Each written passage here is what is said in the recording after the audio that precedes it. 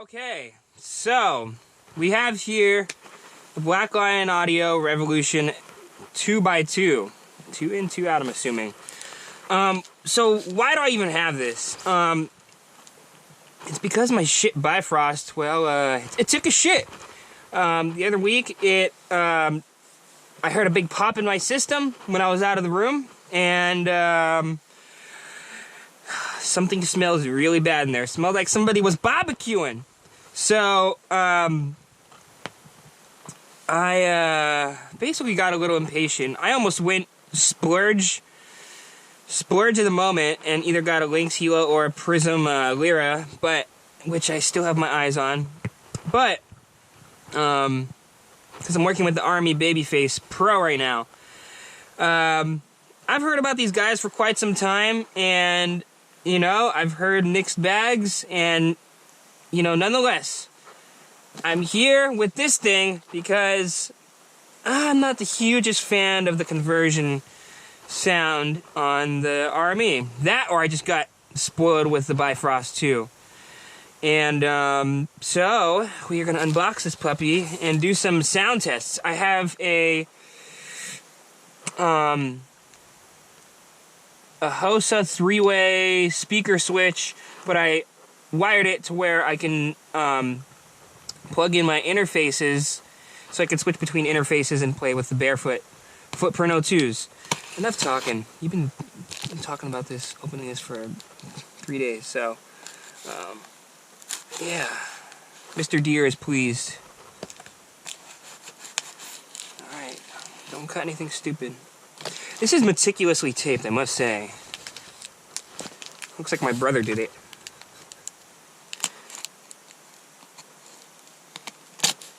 Hoi! Alright, don't cut anything stupid. It doesn't look retaped. It definitely looks well taped. Yeah. Sound better sound. That sounds like something my brother would also say. Sorry, Jacob. I like the foam. Really good foam. This is like some Kaizen foam, I think, huh?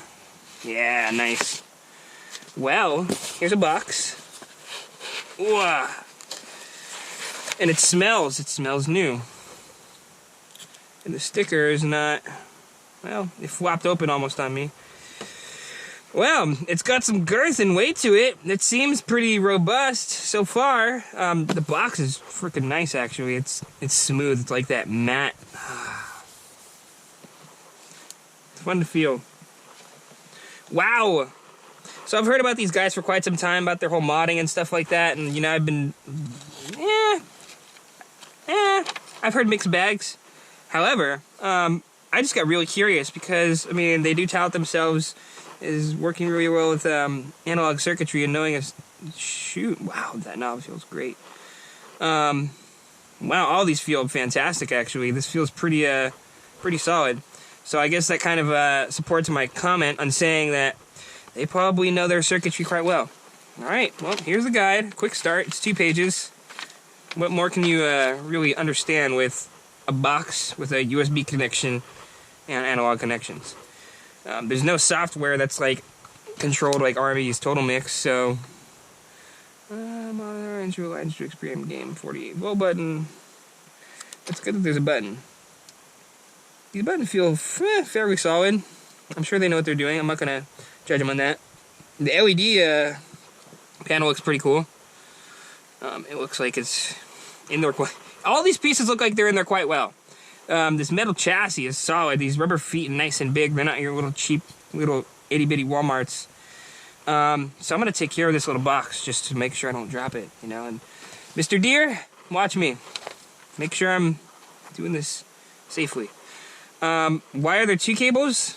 I couldn't tell you, but there's 2 cables. Don't eat this stuff.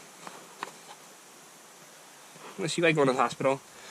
Oh, okay, there's one USB-C to C, and then there's one USB A, I think, yeah, A to C. Cool, let's call it A to C. Alright, very nice. I'm not going to be using this one. I mean, should I? It doesn't matter. No, because I'm not going to use this because my SD card drive, my SD card reader is USB-C. So I'll just plug this into the good old 3.0. I don't know. Maybe I'll try both. You know, we'll see. So the purpose of this test today is really to do some DA conversion, you know? I guess I'll do some analog. Yeah, sure. I'll plug in the mic in there. I'll do some comparisons versus the RME Babyface Pro. I think it'll be more informative to the user. Hopefully this cable's long enough to reach my hub. This thing's got some girth, though, man. This thing's got to be like, I don't know, 6, 7 pounds? 6 pounds? Definitely not 4. I mean, you know? So anyhow, we're going to walk over here, and we're going to figure this thing out.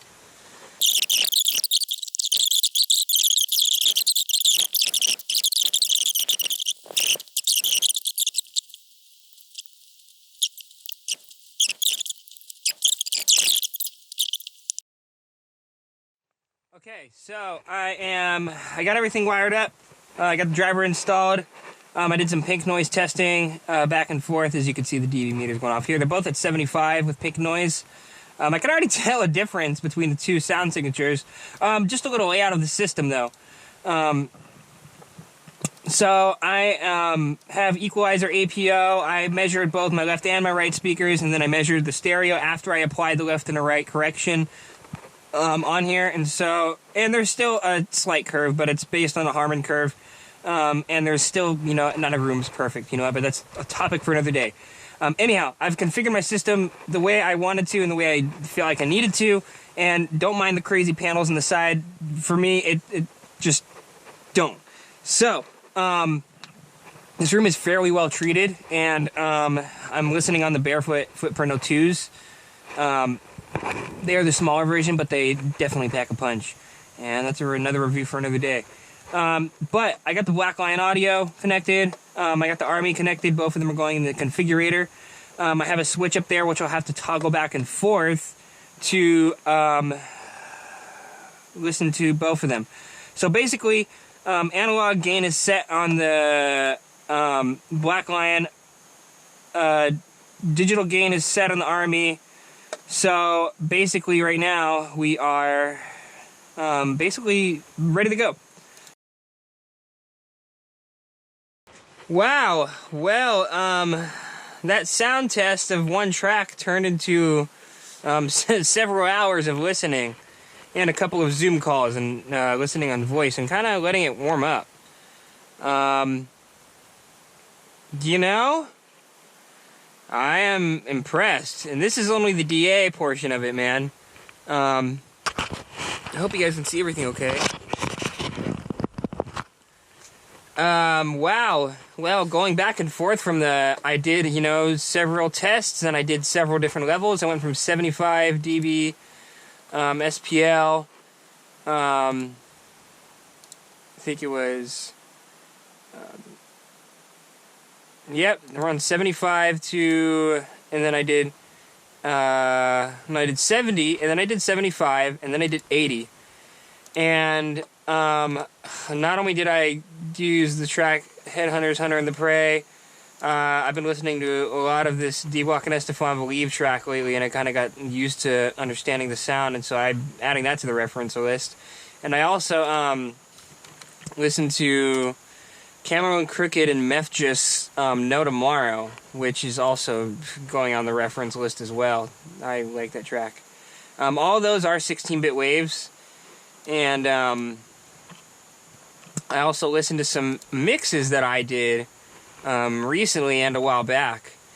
And some quick conclusions, just right off the bat. I mean, you know, you kind of really have to listen in fairly well.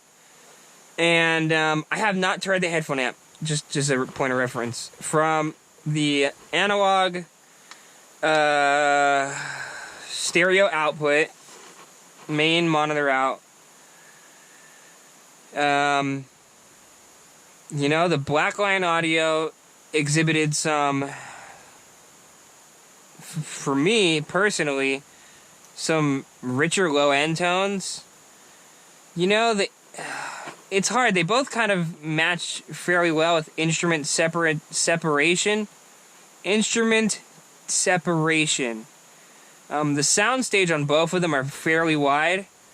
but I feel like the Black Lion Audio has a better edge on frequency separation and just a little more smoothness and natural. The RME definitely has this like tendency to sound where, you know, on a good mix where everything is 5 to 8K sounding. You know, I guess you can almost call it a tad clinical, because when I do mix on it, you know, there are frequencies where there are some apparent overuse, like in the above 10K region. So that's not to say that everything is strictly 5 to 8K realm, but, you know, I've always had this problem with the RME is that I get lost in the mids. I have not done any mixing on it yet. This is purely just a listening test. And really, it just, I'm quite impressed, man. The Black Lion Audio, you know, the numbers game isn't everything, you know, and their spec sheet, don't even pay attention to that, really. I mean, you know, I had gain matched it to basically an exact T, and, you know, the BLA's probably like 3/4 of the way up. The RME is about 5/8 turned up. And they're all running through configurator. And just by the way, as a point of reference, you know, I'm listening to a lot of electronic dance music in the hard dance region realm. And that's also the music I produce. And so my area of proficiency of learning, of understanding what to listen for is based on the experience of listening to lots of dance music over the past 12 years. And while working in a studio for a past decade, at least a personal studio. You know, what's super kind of, I don't know, I don't want to say mind-boggling, but I think that, you know, letting it run for a while and jumping on a couple of Zoom calls that I had to take, maybe allowed it to warm up for a bit, and maybe the fact that I got to listen to it in the dark as opposed to earlier when the sun was out maybe heightened my listening senses a little bit. But, you know, I'm quite impressed with the richness of sound of the Black Lion. Not to say that the RME sounds bad. I had some pretty bad sounding interfaces before. I mean, my first, you know, I'm not going to, let's just clear that last statement. I started with the M Audio Delta 9632. Then I moved on to an M Box. Then I moved on to a Motu. Oh man, it was their Firewire PCI card Mark III. I can't remember the last four numbers. 2408. I think it was the 2408. MK3. Then I went from there to the RME Multiface 2, and from that I had heard an upgrade across the whole spectrum. When I moved from that Multiface to the Babyface Pro, non-FS by the way, I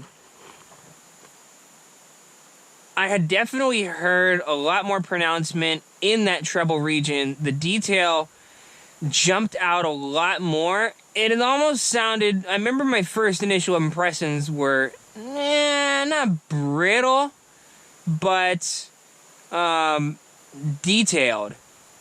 And, you know, fast forward 3 years later, I don't want to use the word brittle. The detail is just a different character. But there's just something a little more pleasing about the BLA, in my opinion, man. And, you know, I think just with the feature richness that RME's interface has with the ADAT in and out, you know, this is SPDIF in and out. I haven't done any testing on that yet. Based on the outputs, it looks like 4. It's got Virtual Out 1 and 2, Virtual Out 3 and 4, and this is what the driver's installed. And it's all just Windows routing. There's no proprietary software for it. I'm going to do some mic testing next, but, you know, this is really just the D to A comparison with the speakers. You kind of get what you pay for with both, you know, and of course their RME's, you know, reliability reputation. BLA, they're not writing their own drivers. It's from Thesicon. That's reading it, pronouncing it how it reads. So I think my next plan is to mix with this and do a part 2 in about a month.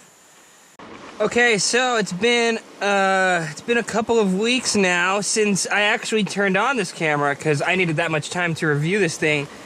So, wow, what an interesting journey. Oh, I also got my Bifrost back in the mail. So, here's a couple of things that I've been playing with. You know, I spent some time in the headphone amps, and a couple of initial things that I've noticed. I'm listening on HD 700, so take it as you will, and I'm listening on SonarWorks. So, I referenced a few tracks and of different genres, and something I noticed, personally for my taste, I think the Revolution has a little bit better stereo imaging and placement of instrumentation. The RME has a bigger soundstage. And something I can share based on what I think, based on listening for a period of time, is that you're getting that same soundstage on the line outs from the XLR mains as you are almost with the headphone amp on the RME. With the Revolution, it's almost like I'm getting that similar frequency response, that sweet top end. The soundstage, I think, is fine on the mains for both of them, but it's really the separation and frequency response that, and the dynamics. I think the Revolution has a little more dynamic sound to it, both in the headphone amp and the line outs. So, with my opinion, you know, take it as you will. You're working on headphones. Either one should be fine, but I am going to have to give the slight edge to the Revolution. It's slight, meaning like really not much at all. When it comes to the line outs, that Revolution is freaking something special, man. I'm not even going to lie. It really does sound like that there is like a 5 to 8K chunk in that RME on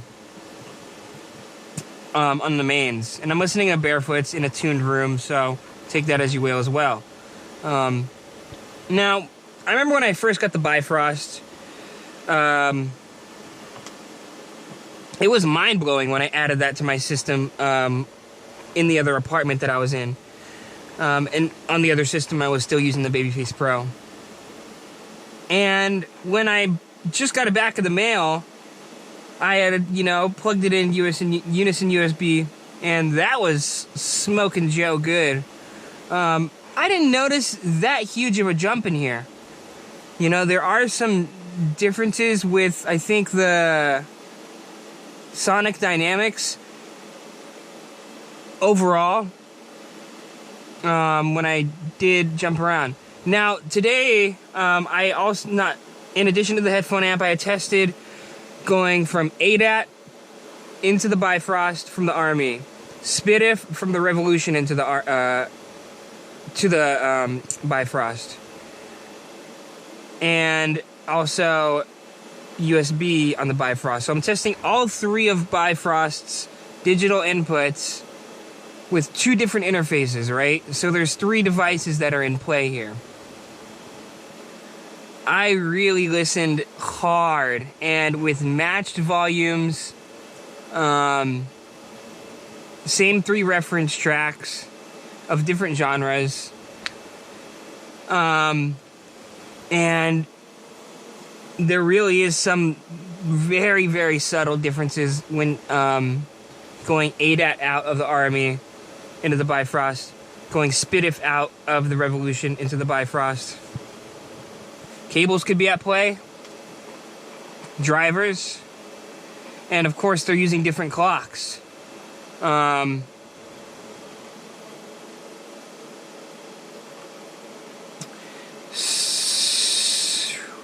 It was a tough one.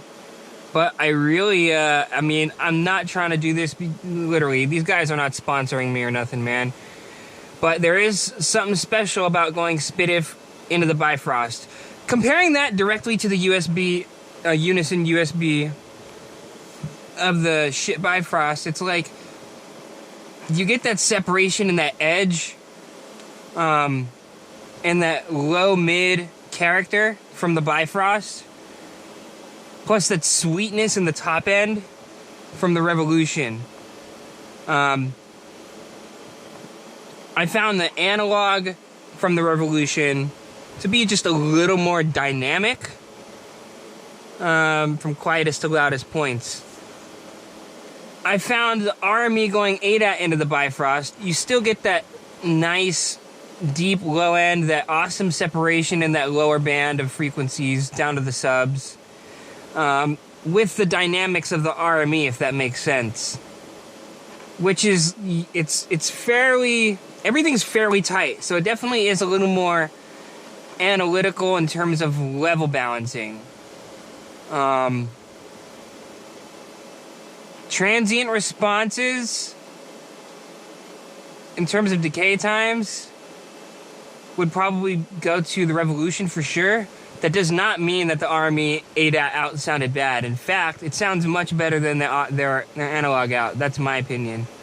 Because it is still being processed digitally from the Bifrost. I really do think cable and clock has a huge play in it.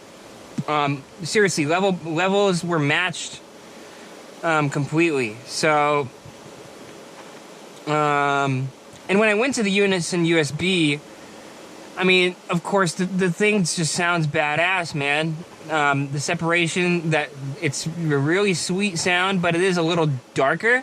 That doesn't mean warm or it's missing high frequencies. It just seems like that the low mids and the sub frequencies have a little more tonal impact for me on my system, in my ears. But when I went Spitif from the Revolution into the Bifrost, and literally these are probably like maybe 1 or 2 second switches. I'm going into my Windows devices and switching from there, as well as a monitor controller switch. Anyhow, it's very fast. It's fast enough to take notice in a 1.5 second instance. Definitely Revolution, a little more dynamic on the analog side. With the Bifrost, it's got that, it's like they're molding together into sweetness, man, because the conversion on the Revolution is already pretty damn good. And that Bifrost, man, I mean, and I asked myself, is it a $700 investment kind of good? I don't know. You know, for a $400 interface, you're getting 90% of the way there. I wouldn't call it the law of diminishing returns. I'm going to call it the law of, if you got the dough, you will enjoy the benefit. You know what I mean? It's not like you're spending $700 on this Bifrost and like all of a sudden like, oh, I didn't get much out of it. No, there is definitely a discernible difference. And there's a discernible difference between the outputs of the Revolution versus the Babyface when it comes to the digital side. And again, this could be cabling, this could be interconnects, but overall, I definitely will say that that Revolution is a champion. I think I've come to the conclusion that I'm getting rid of the RME. I've also worked in the DAW for the past couple of weeks, and there's a couple of tiny hiccups, but I'm on a 3900X machine with 32 gigs of C14 3200, so I've had no issues to say that a DAW has crashed because of the interface. There hasn't been a couple of like stutters, like pausing stutters in bigger projects, but nothing to lose sleep over, that's for sure. I think the conversion quality and the workflow is way more fun on the Revolution. And I could still make pretty darn good decisions that were harder for me to make on the RME to my ears. I think really this is a conclusion for this interface overall to say that that Revolution kicks ass, man. It is a little noisy on the vocals, but it's not a huge issue with the noise floor and the Barefoots, because I think there's some AD to DA converting going on in the footprints, so that also could be very well a situation. For those that are wondering, should I get the Babyface Pro? Should I get the FS? Should I get the Revolution? From what I've read, the FS is not going to sound different. You're going to have a better headphone amp, which, okay, maybe it'll sound a little different, but the sound signature, I don't personally see that. But that's for you to decide, not me. This video is to go against their classic Babyface Pro versus the Black Lion Audio Revolution. And I gotta say, I'm keeping it, you know? I don't think I'm returning it. That thing is a badass mofo.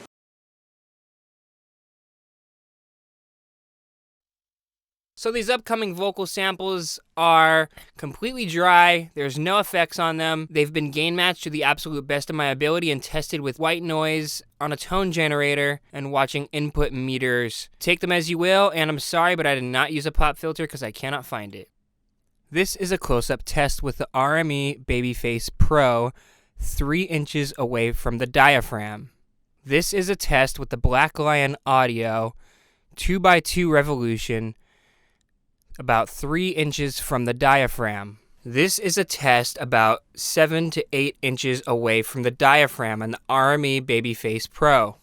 This is a test with the Black Lion Audio 2x2 Revolution about 7 to 8 inches away from the diaphragm.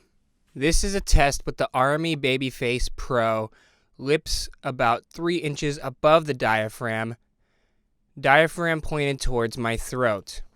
This is a test with the Black Lion Audio Revolution 2x2, lips 3 inches above the diaphragm pointed towards my throat. The shouty vocal performances coming up next are about 8 to 10 inches away from the microphone on axis. You won't see me coming cause I live in the distance. Rumble from the jungle, you can hear my existence. Survival, imperative, buck wild persistence. Until it's game over, I'll fight the resistance. You won't see me coming cause I live in the distance. Rumble from the jungle, you can hear my existence. Survival, imperative, buck wild persistence. Until it's game over, I'll fight the resistance. You won't see me coming cause I live in the distance. Rumble from the jungle, you can hear my existence. Survival, imperative, buck wild persistence. Until it's game over, I'll fight the resistance. You won't see me coming cause I live in the distance. Rumble from the jungle, you can hear my existence. Survival, imperative, buck wild persistence. Until it's game over, I'll fight the resistance. So basically, the synopsis is for you to decide. I think both of them held their ground in their own ways. However, let's just say, long story short, I no longer own the RME Babyface Pro. Although it is a robust and very reliable unit and feature-rich, I didn't find myself needing all the features, and I'm very happy to compromise with the lack of features for the sound quality goodness of my good old Revolution. I haven't had any major hiccups with the Black Lion Audio. I installed the drivers correctly as the manual instructed, and I've worked in higher sample rates with not much of an issue. I do notice some nuances and differences, but I do work in some pretty big projects. However, I'm very happy with the unit, and I hope you guys can make an informed decision with whatever you guys want to do. Regardless, I hope you guys enjoyed the video, and happy music making.